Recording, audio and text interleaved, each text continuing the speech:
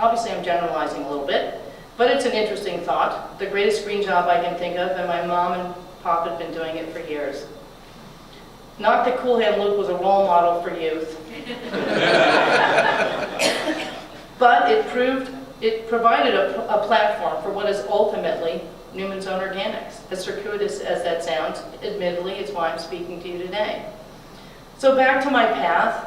I dropped out of acting school and entered a small college in Maine called College of the Atlantic. I think you had another speaker here from College of the Atlantic.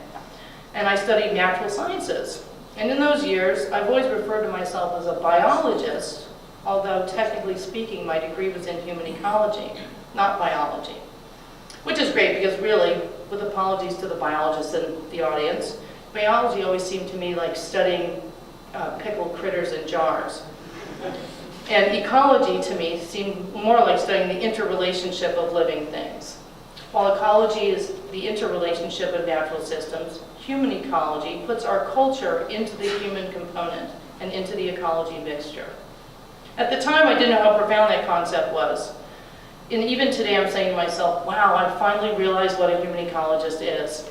It's someone trying to study human problems while keeping an eye on the relationships and interdependence of the natural systems. Figuring out, for example, how to take care of the environment while making cookies. Now I think to myself, is Facebook a new method for communication and sharing? Is it just a network of people, digital and virtual perhaps, but just people? I must be uniquely qualified to understand this. Most of you know the story of my father starting Newman's Own Organics. It's been told elsewhere, a rather pioneering proposition. Start a company, give all the money away. I can't say that it was easy to start an organic division with a conventional food company back in 1993, even with my father, who was fairly enlightened calling the shots. These were new concepts to him and the industry.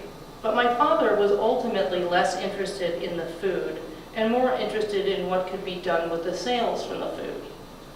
He understood the process was important, but the result was even more important. In the way that he would give profits to Newman's Own and give it to a camp for kids with life-threatening diseases was affecting the lives of those families and those children. And that was the same idea that I had when I started Newman's Own Organics, using organic ingredients to affect the lives of the farmers and the farming ecosystem and the health of humanity. We didn't always understand each other, my father and me, but we could agree that where there was an opportunity to do something good, to make positive change, there was a responsibility to do so. This I learned from my father.